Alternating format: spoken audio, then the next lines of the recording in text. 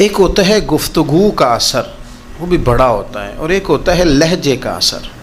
لہجے کا اثر بھی اپنی ایک خاص کیفیت رکھتا ہے۔ اسلام ہمیں یہ سبق دیتا ہے کہ تمہارا کلام بھی ٹھیک ہونا چاہیے اور تمہارا لہجہ بھی ٹھیک ہونا چاہیے۔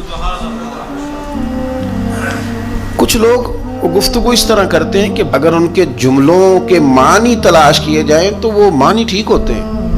انہوں نے جو جملہ بولا ہے وہ جملہ درست ہے، پر جو ان کا لہجہ تھا نا وہ لہجہ ٹھیک نہیں تھا۔ دوسرا معنی یہ ہے کہ تیری بات ٹھیک ہے پر تیرا انداز ٹھیک نہیں ہے۔ اور یہ جو لہجہ ہوتا ہے نا یہ اپنا اثر رکھتا ہے۔ میرے لہجے میں غرور آیا تھا، تیرا حق تھا تو شکایت کرتا۔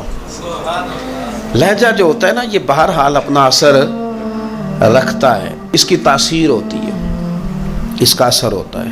اور یہ چھوٹا بچہ جو 8 مہینے سال کا بچہ نا، چھوٹا، اس کے ساتھ اگر آپ گفتگو کر رہے ہیں، اس کے ساتھ آپ پیار کر رہے ہیں، چھوٹے بچے کی بات کر رہا ہوں، چھوٹا بچہ ہے، سال یا سال بھر سے کم عمر ہے، آپ نے اس کے رخسار پہ ہلکا سا مارا ہے، ہلکا سا، لیکن جب مارا ہے تو ہنستے ہوئے مارا ہے۔ آپ ہنس رہے تھے جب آپ نے مارا تو بچہ بھی ہنس پڑتا ہے، لیکن آپ نے اس کے چہرے پہ مارا ہے، مارا اتنی زور سے ہی ہے پر مارا غصے کے ساتھ، وہ رو پڑتا ہے۔ وہ بھائی تھوڑی دیر پہلے تجھے مارا تھا ہنس کے تو ہنس پڑا تھا، تیری عمر تو ہے سال، اور سال سے کم، سال سے زیادہ، ابھی تو چل نہیں پا رہا۔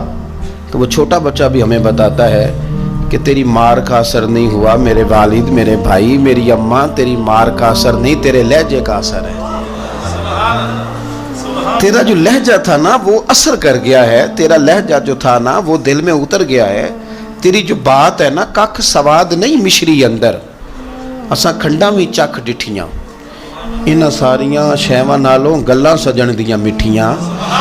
کچھ باتوں میں تاثیر ہوتی ہے، کچھ لوگوں کا لب و لہجہ حسین ہوتا ہے، کچھ لوگ ایسے ہوتے ہیں کہ وہ نا مطلب لمبے چوڑے جملے نہیں کہتے لیکن ملتے اتنے پیار سے ہیں کہ یوں لگتا ہے کہ وہ ہمارے سینے سے لگے تھے تو دکھ سارے کھینچ لیے انہوں نے ہر چیز ہمارے اندر سے نکال دی، پریشانی والی راضی کر دیا انہوں نے۔ روٹی اتنی شاندار نہیں کھلائی لیکن ملے اتنے پیار سے، گفتگو اتنی سونی کی، لب و لہجہ اتنا حسین تھا کہ تیریاں ویکھ کے عدامت میں مرید ہی ہو گئی۔ ان کا انداز اتنا خوبصورت تھا۔ ہمارا نا لہجہ آہستہ آہستہ، مثلا بعض لوگ بات کرتے ہیں تو لفظوں میں تلخی ہوتی ہے، ترشروئی ہوتی ہے۔ جب وہ کہتے ہیں میں نے کہا کیا ہے، یہ بڑا خوبصورت ایک انداز ہے۔